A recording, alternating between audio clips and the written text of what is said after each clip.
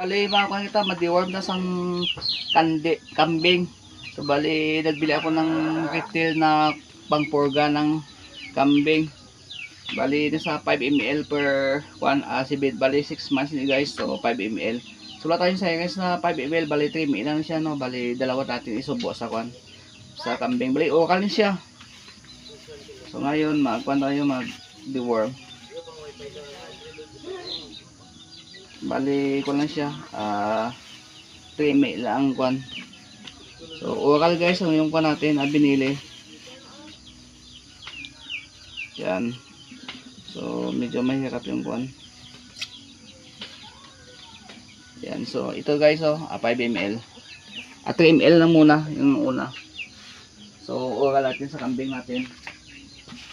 Ayan.